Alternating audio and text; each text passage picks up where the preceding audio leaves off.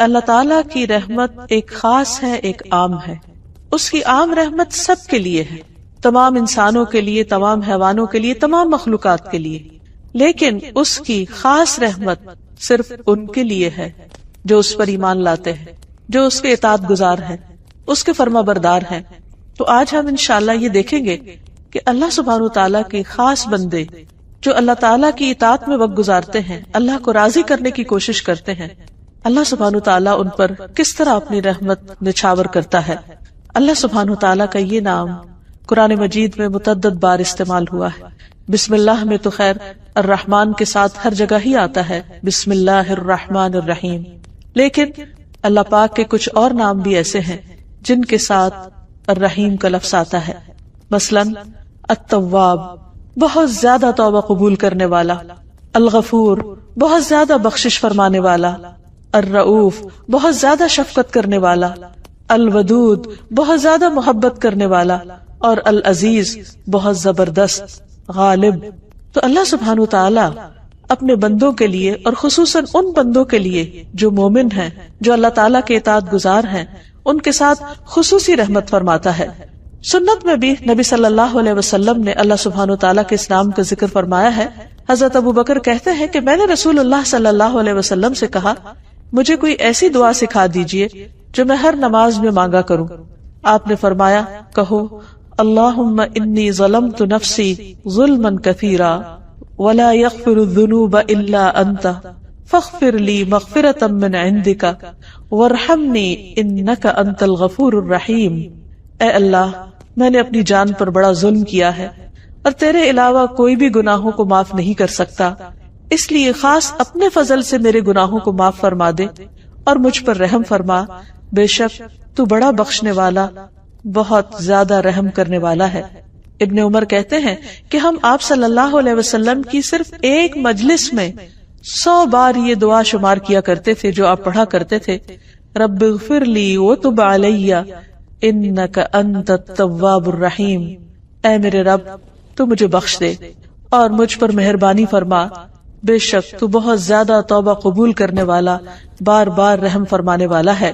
پھر اسی طرح اللہ سبحانہ وتعالی اہل ایمان کے ساتھ اپنی یہ رحمت اور شفقت اور مہربانی صرف آخرت میں ہی نہیں کرے گا، بلکہ دنیا میں بھی اس کی رحمت اور شفقت اپنے بندوں پر نظر آتی ہے. بہت سے جگہوں پر ہم دیکھتے ہیں کہ اللہ سبحانہ وتعالی کا یہ وعدہ ہے کہ اگر تم اللہ کی اطاعت کرو گے، تقوی اختیار کرو گے، تو اللہ تعالیٰ تم پر اپنی رحمت فرمائے گا. سورۃ الحدید میں اللہ تعالیٰ فرماتے ہیں، یا ایھا الذین آمنوا اتقوا اللہ، اے لوگو جو ایمان لائے ہو اللہ سے ڈرو. وآمنوا برسولہ، اور اس کے رسول پر ایمان لے آؤ. یؤتکم کفلین من رحمتہ، وہ اپنی رحمت سے دوہرا حصہ تمہیں دے گا. یعنی تم اگر اللہ کا تقوی اختیار کرو گے اور رسول پر ایمان رکھو گے تو دگنی رحمت پاؤ گے. وَيَجْعَلْ لَكُمْ نُورًا تَمْشُونَ بِهِ، اور تمہیں ایسا نور عطا فرمائے گا جس کے ذریعے تم چلتے رہو گے. وَيَغْفِرْ لَكُمْ، اور تمہارے گناہوں کو بخش دے گا. وَاللَّهُ غَفُورٌ الرحیم، اور اللہ تعالیٰ بخشش فرمانے والا مہربان ہے. نوح علیہ السلام اور ایمان والوں کے لیے اللہ سبحانہ وتعالیٰ نے کس طرح اپنی یہ رحمت ظاہر فرمائی. جو لوگ ان کے ساتھ کشتی پر سوار تھے ان کے لیے کہا گیا، وَقَالَ ارْكَبُوا فِيهَا بِسْمِ اللَّهِ مَجْرَاهَا وَمُرْسَاهَا إِنَّ رَبِّي لَغَفُورٌ رَحِيمٌ، اور اس نے کہا کہ اس میں سوار ہو جاؤ، اللہ کے نام کے ساتھ ہے اس کا چلنا اور اس کا ٹھہرنا، بے شک میرا رب یقیناً بے حد بخشنے والا اور نہایت رحم کرنے والا ہے. یعنی اس کی یہ رحمت کن پر ہوئی؟ ان پر جو ایمان لا کر نوح علیہ السلام کے ساتھ اس کشتی میں سوار ہو گئے. اگرچہ ہر طرف پانی ہی پانی تھا اور کشتی ہچکولے کھا رہی تھی، لیکن نوح علیہ السلام نے ان کو اشور کرایا کہ اللہ سبحانہ وتعالیٰ بہت مہربان ہے جس نے تمہیں اس عذاب سے نجات دی ہے، وہ آئندہ بھی تم پر اپنی رحمت فرمائے گا. پھر اسی طرح اہل جنت کے لیے اللہ سبحانہ وتعالیٰ فرماتے ہیں، لَهُمْ فِيهَا فَاكِهَةٌ وَلَهُمْ مَا يَدَّعُونَ سَلَامٌ قَوْلًا مِّن رَّبٍّ رَّحِيمٍ. ان کے لیے اس جنت میں بہت پھل ہے اور ان کے لیے اس میں وہ سب کچھ ہے جو وہ طلب کریں گے، یعنی جو بھی ان کی ساری خواہشات ہیں وہ وہاں پر پوری کر دی جائیں گی. سلام اس رب کی طرف سے کہا جائے گا جو غفور الرحیم ہے. تو اس سے بھی یہ پتہ چلتا ہے کہ جنت جو اللہ تعالیٰ کی رحمت ہے وہ ان لوگوں کے لیے خاص ہے جو اس پر ایمان رکھتے ہیں. دنیا میں بھی اللہ سبحانہ تعالیٰ نے جو احکامات ہمیں دیے ہیں بعض اوقات ہمیں بظاہر مشکل نظر آتے ہیں، لیکن وہ بھی دراصل اللہ سبحانہ تعالیٰ کی رحمت ہی کا نتیجہ ہے۔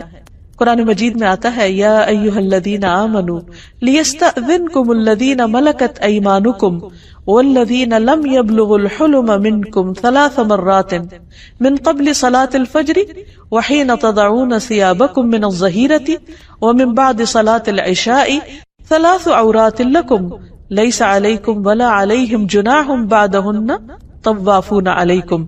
اے ایمان والو، چاہیے کہ تمہارے لونڈی غلام اور تمہارے نابالغ بچے 3 اوقات میں تم سے اجازت لیں، نماز فجر سے پہلے اور دوپہر کو جب تم اپنے کپڑے اتارتے ہو یعنی آرام کے لیے، قیلولہ کے لیے، اور نماز عشاء کے بعد۔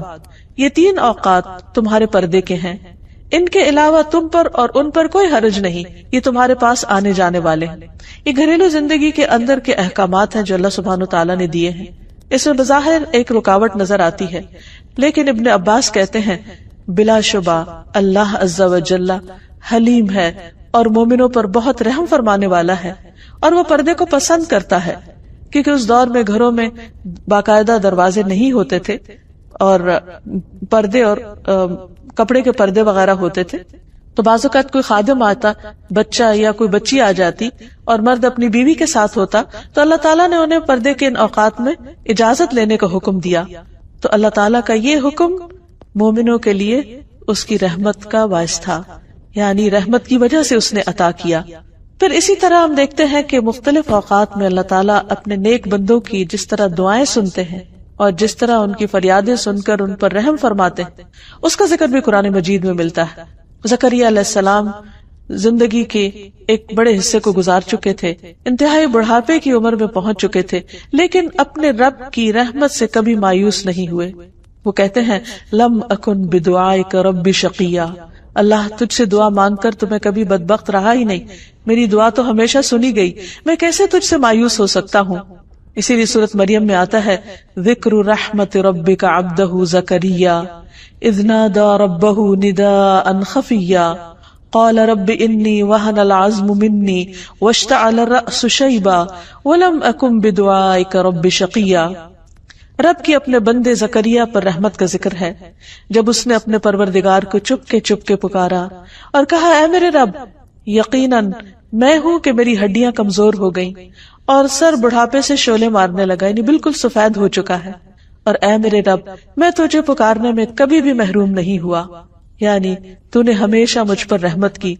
اور باقی جب انہوں نے رب کی رحمت کو پکارا تو اللہ سبحانہ وتعالیٰ نے اس بڑھاپے میں، جبکہ وہ خود بھی بوڑھے تھے اور ان کی بیوی بھی بانجھ ہو چکی تھی، ان کی دعا سنی اور انہیں یحییٰ علیہ السلام جیسی اولاد دی، جس کا نام بھی اللہ سبحانہ وتعالیٰ نے خود رکھا۔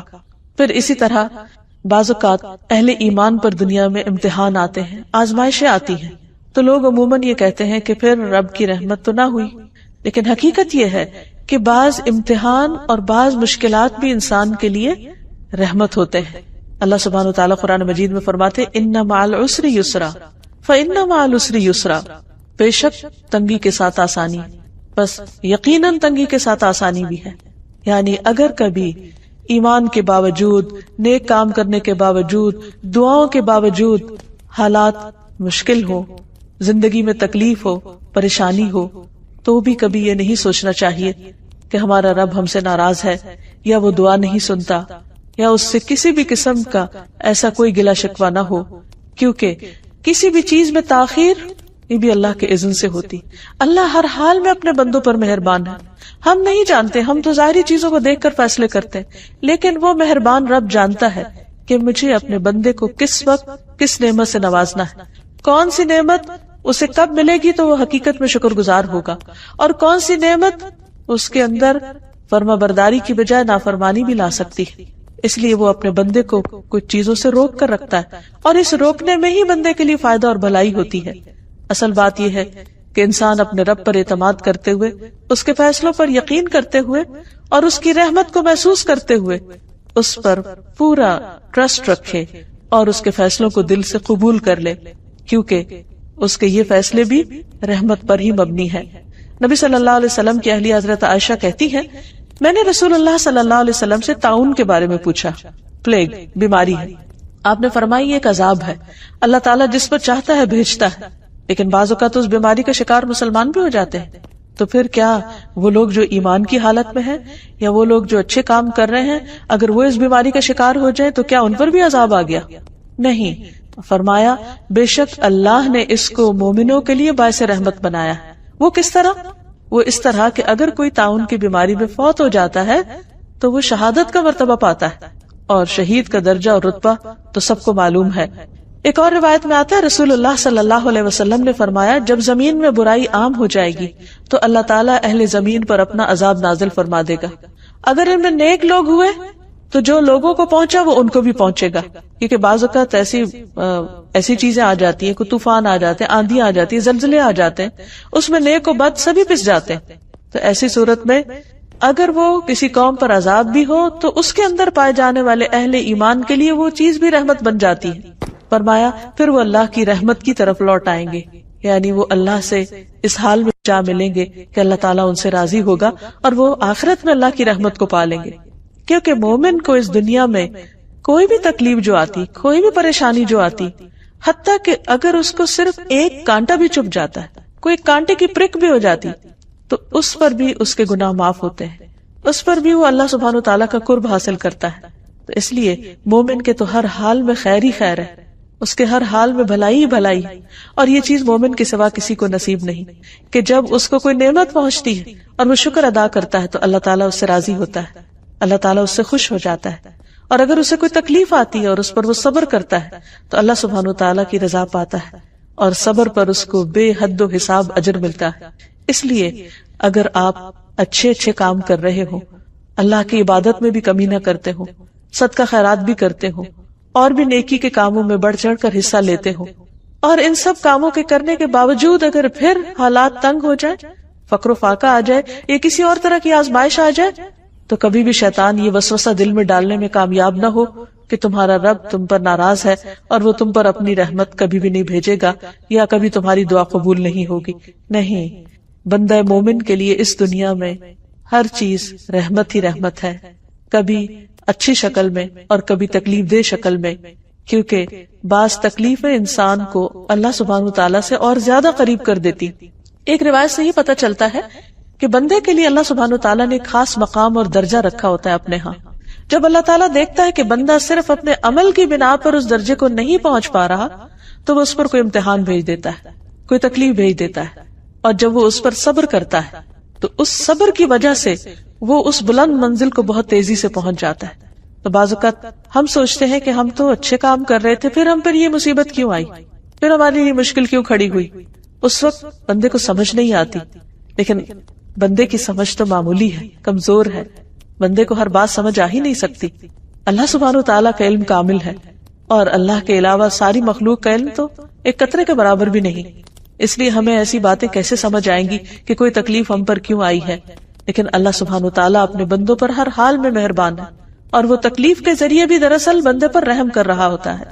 پھر اسی طرح بعض اوقات انسان کے ایمان کا امتحان ہو جاتا ہے، اور ایسے حالات پیش آتے ہیں کہ انسان کو اپنی زبان سے وہ بات کہنی پڑ جاتی ہے جو اس کا دل نہیں کہہ رہا ہوتا، یا بعض اوقات کسی ایسی سچویشن میں ہوتا ہے کہ وہ اللہ کی اطاعت کرنا چاہتا ہے لیکن وہ نہیں کر رہا ہوتا، نہیں کر پاتا باوجود کوشش کے. تو ایسی صورت میں بھی اللہ سبحانہ وتعالیٰ اس پر ناراض نہیں ہوتا. مثلا اسلام سے پہلے دور جاہلیت میں مدینہ میں بعض لوگ لونڈیوں سے کوہبہ گری کا کام کرواتے تھے، یعنی پروسٹیٹیوشن عام تھی. اسلام نے اس کو روکنے کی پوری کوشش کی اور اس کو حرام قرار دیا، اور بہت سے لوگوں کو اس عذاب سے نجات بھی دلائی. اس کے باوجود بعض لوگ جو مسلمان نہیں تھے وہ اس غلط کام میں ملوث تھے. تو اللہ سبحانہ وتعالیٰ نے ان عورتوں کے لیے خاص طور پر فرمایا وَمَن يُكْرِهُنَّ فَإِنَّ اللَّهَ مِن بَعْدِ إِكْرَاهِهِنَّ غَفُورٌ رَحِيمٌ، کہ وہ عورتیں اگر مجبور کر دی گئی ہیں، وہ خود اسے ناپسند کرتی ہیں لیکن ساتھ مجبور ہیں کہ ان کی کوئی سے نہیں، وہ غلام ہیں، ان کی کوئی آزادی نہیں، وہ خود کچھ نہیں کر سکتی، تو اللہ سبحانہ وتعالیٰ ان مجبور لونڈیوں کے لیے غفور الرحیم ہے. کیونکہ اللہ سے بڑھ کر کون جانتا ہے کہ اس کا کوئی بندہ کس حال میں ہے، وہ کتنی سٹرگل کر رہا ہے، کتنی کوشش کر رہا ہے.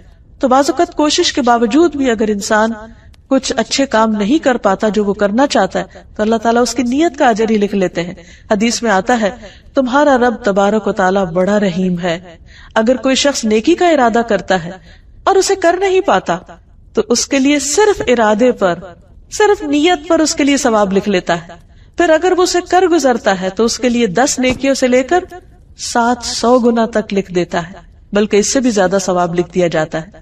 اور اگر کوئی شخص گناہ کا ارادہ کرتا ہے اور پھر اس کو کرتا نہیں ہے تو اس نہ کرنے پر بھی اس کے لیے نیکی کا ثواب لکھ دیا جاتا ہے، حالانکہ اس کا ارادہ تھا برا کرنے کا لیکن اس نے کیا نہیں.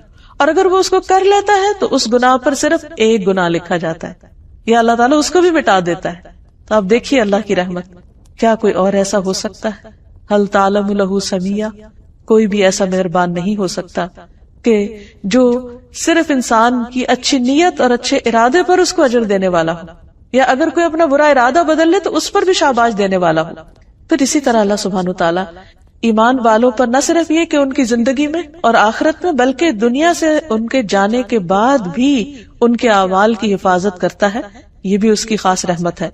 مثلا نبی صلی اللہ علیہ وسلم جب مدینہ تشریف لائے تو 16-17 ماہ تک تقریباً بیت المقدس کی طرف منہ کر کے نماز پڑھتے رہے. اس کے بعد تحویل قبلہ کا حکم ہوا، خانہ کعبہ کی طرف رخ کرنے کا.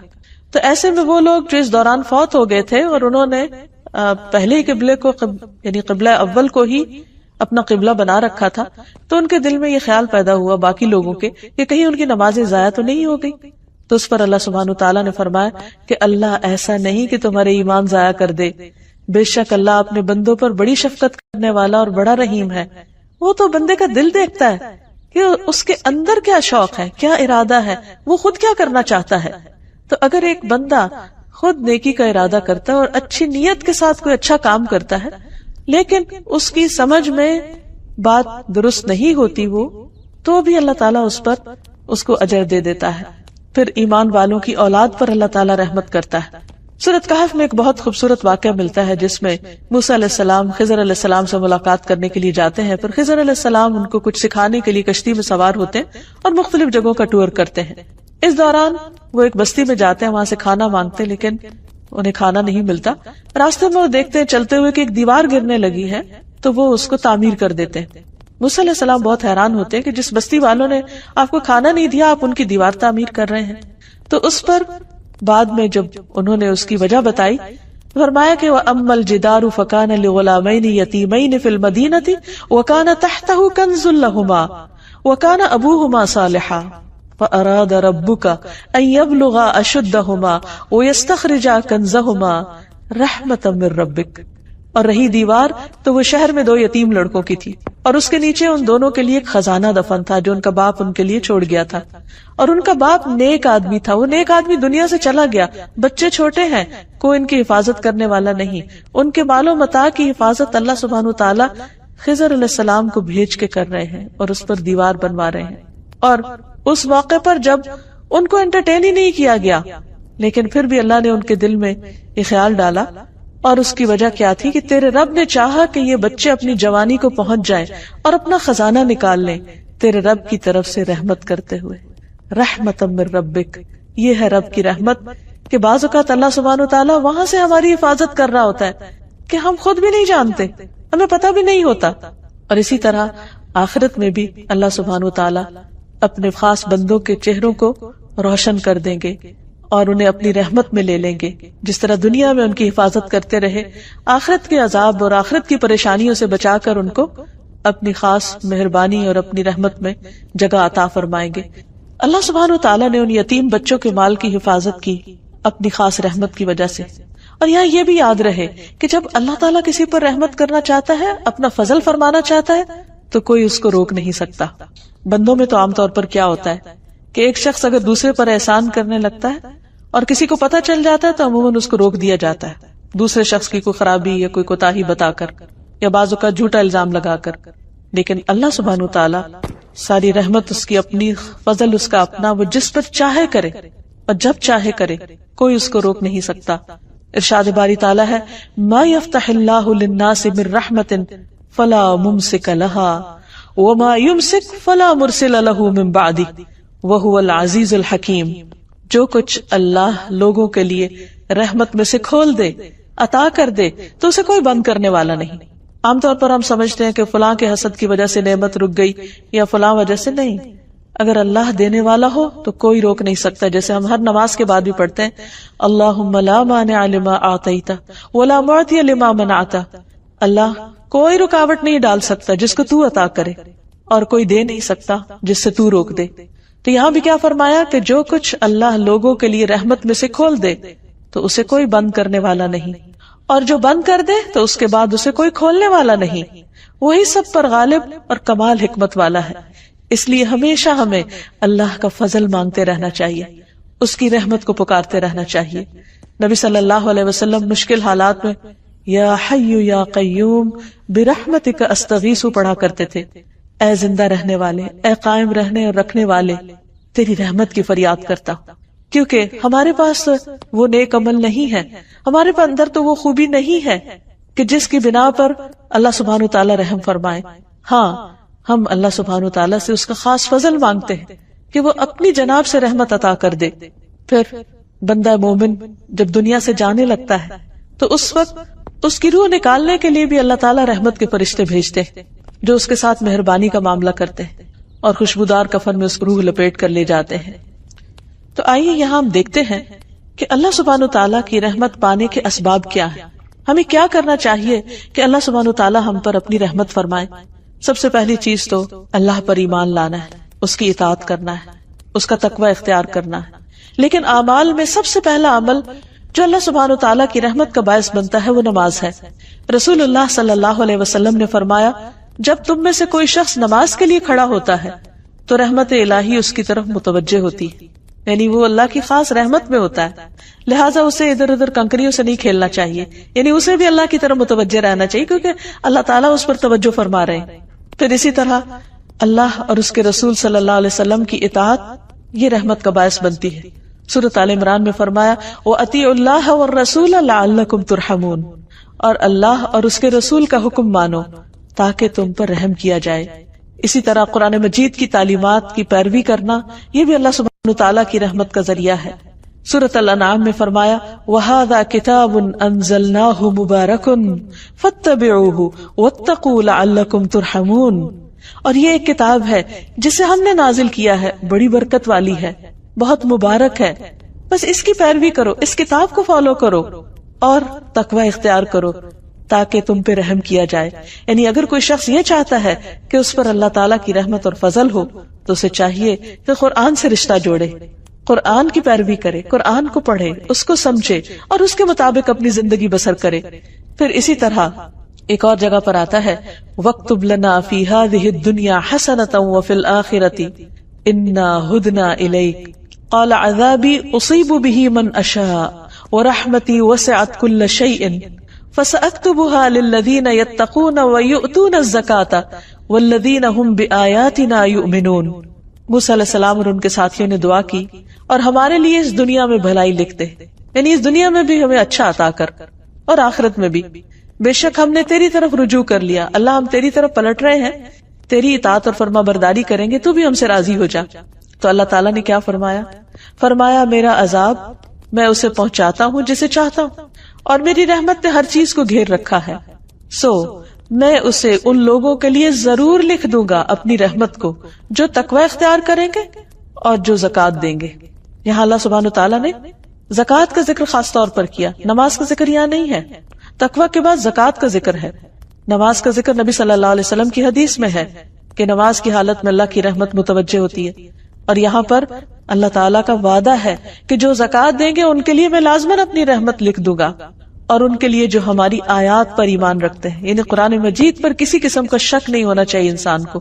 تو جو شخص یہ چاہتا ہے کہ اللہ اس پر مہربانی کر دے، اللہ تعالیٰ اس کی مشکلات آسان کر دے، تو اس کے لیے لازم ہے کہ وہ اللہ تعالیٰ سے ڈرنے والا ہو، اللہ تعالیٰ کی فرما برداری کرنے والا ہو، نہ صرف یہ کہ اپنی جسمانی عبادات میں بلکہ اپنی مالی عبادت میں بھی. پھر اسی طرح قرآن مجید کو خاموشی سے سننے پر بھی رحمت کا وعدہ ہے. فرمایا وَإِذَا قُرِئَ الْقُرْآنُ فَاسْتَمِعُوا لَهُ وَأَنصِتُوا لَعَلَّكُمْ تُرْحَمُونَ، اور جب قرآن پڑھا جائے تو اسے غور سے سنو اور خاموش رہو، شاید کہ تم پر رحم کیا جائے. یعنی قرآن مجید اتنی معزز کتاب ہے اللہ تعالیٰ کا کلام ہے، اللہ تعالیٰ کا فرمان ہے، لہذا جو اس پر توجہ کرے گا، جو اس کو امپورٹنس دے گا، وہ بھی اللہ سبحانہ و تعالیٰ کی خاص رحمت میں ہوگا۔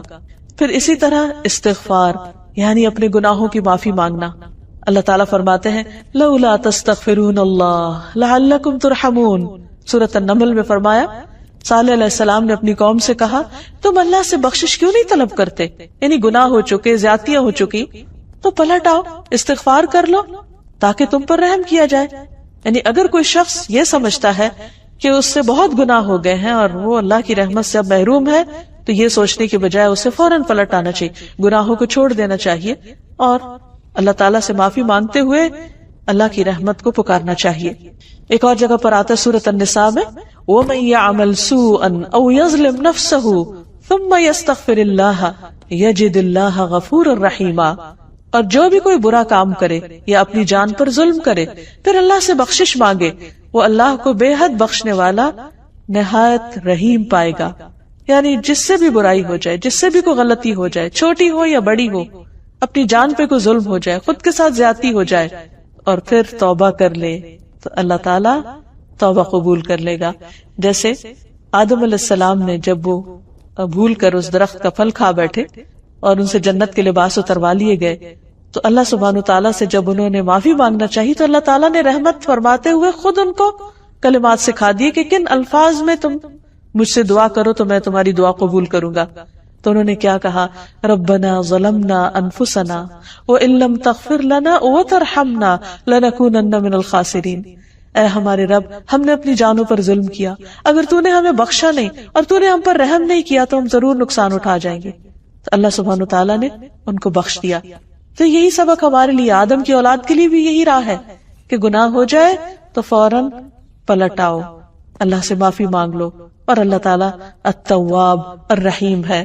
ایک اور جگہ پر آتا ہے سورۃ الانعام میں وَإِذَا جَاءَكَ الَّذِينَ يُؤْمِنُونَ بِآيَاتِنَا فَقُلْ سَلَامٌ عَلَيْكُمْ كَتَبَ رَبُّكُمْ عَلَى نَفْسِهِ الرَّحْمَةَ أَنَّهُ مَنْ عَمِلَ مِنْكُمْ سُوءًا بِجَهَالَةٍ ثُمَّ تَابَ مِنْ بَعْدِهِ وَأَصْلَحَ فَأَنَّهُ غفور الرحیم۔